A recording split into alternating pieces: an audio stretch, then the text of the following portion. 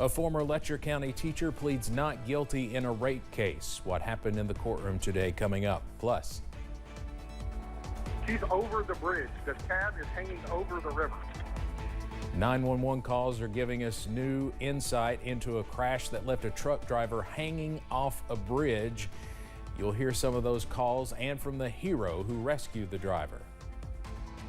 Plus, cooler conditions are looming for early next week. Those details coming up as Mountain News at 6 starts now.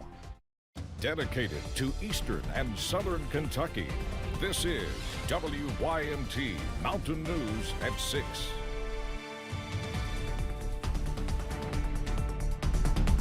A former teacher charged with rape pleaded not guilty in court this morning. WYMT's Chandler Wilcox was in Letcher County for the arraignment.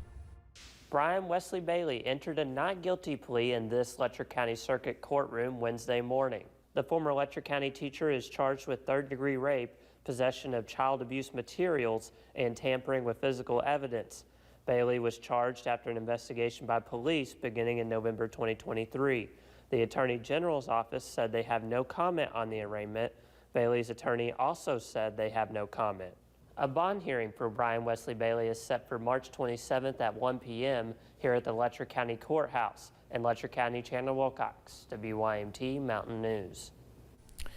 Police said Brian Wesley Bailey was a teacher at Whitesburg Middle School. Letcher County School Superintendent Denise Yantz told WYMT he is no longer an employee of the school system.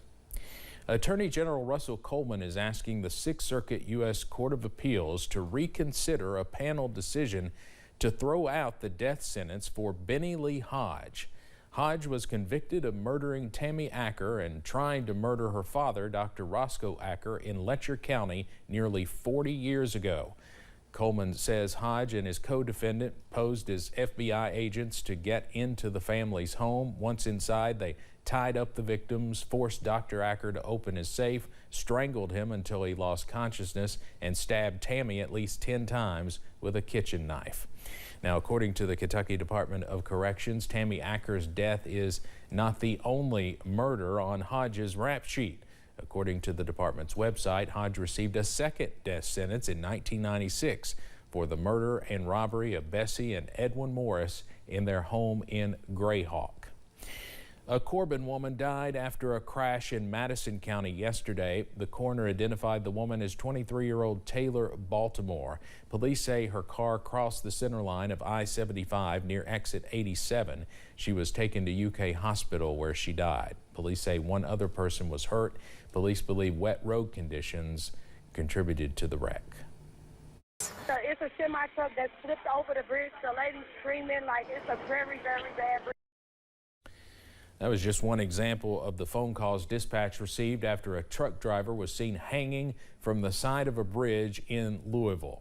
Officials say they received at least 13 calls in just a matter of minutes. First responders made it to the bridge in just 3 minutes, and the driver was rescued within 40. While the incident may have happened in Louisville, the firefighter many are calling a hero has ties to Eastern Kentucky. Bryce Carden once played baseball at the University of Pikeville. When called on to rappel down to the driver, he jumped into action. I'm the guy in the back. I start throwing my harness on. I'm getting my mind right. Bryce Carden's orders from his captain were simple. He turns back and he says, "Hey, it's you. Get your mind right." And I said, "Yes, sir." Whenever I made contact with her, she was just praising God. She said, "Thank God, thank God." And I was like, "It's awesome I'm here, but we're not done yet." I was like, "I need your help." Carden is now off shift. He told our sister station in Louisville that as a UK Wildcat fan, he plans on spending tonight at Rupp Arena cheering on the Cats with his family. Tonight, a community prayer event is being hosted for an EMT hurt in a Clark County crash. Alex Wells is hospitalized. Police say she has critical injuries. A community prayer event is planned for 7 o'clock tonight at the downtown stage in Prestonsburg. Wells was helping transport Deborah Akers, who was from Elkhorn City, from Pikeville to UK Hospital when the ambulance hit a guardrail and flipped on the Mountain Parkway. Akers died as a result.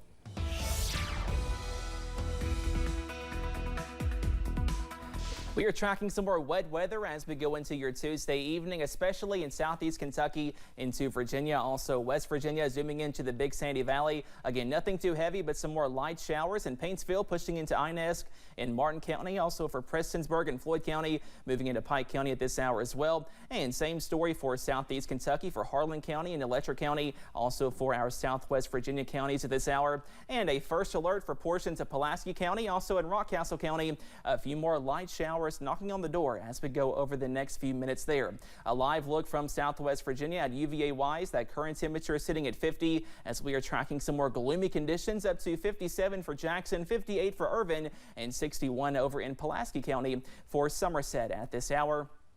As we go into this evening, those lows are cooler in the upper 40s to lower 50s as you wake up on Thursday. Watching out for a slow drying trend overnight as well. Also tracking some more dense fog as you wake up on Thursday. And be sure to enjoy the drier weather tomorrow because we are tracking some more rain chances as we go into your Friday. Also for the first half of your weekend. And then high pressure is the big story by Sunday and for most of next week. Those details coming up in just a few minutes. Steve? All right, Cameron, thank you. Administrators with Union College in Barberville announced the institution is undergoing a name change. The Council on Post-Secondary Education approved the college to now be known as Union Commonwealth University.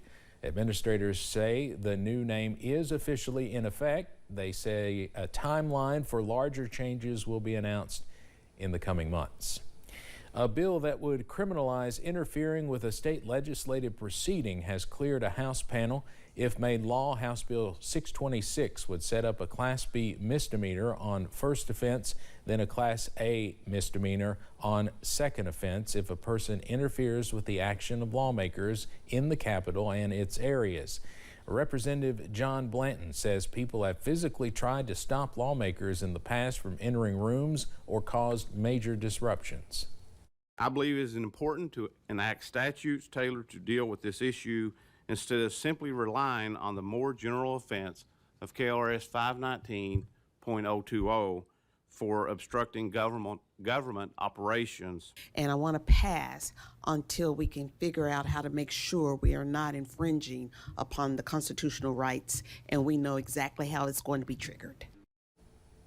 The bill passed with 16 yes votes, but 4 members did pass on voting. It now goes to the full House.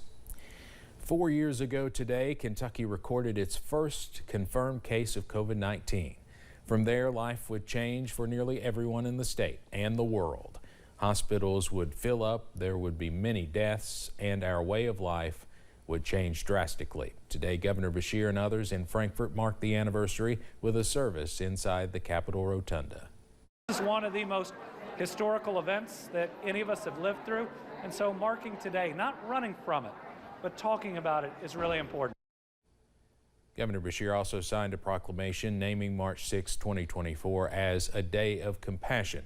He says the COVID memorial beside the state Capitol building is the only one of its kind in the country. Well, we are tracking some drier weather as we go into tonight, also tomorrow, but rain chances are back by Friday. Those details coming up. Plus, sometimes when you work as hard as you possibly can, you still can't get it, but that doesn't mean you can't quit. Sports reporter Armando Berry will air the final part of his 3-day series, A Strong People.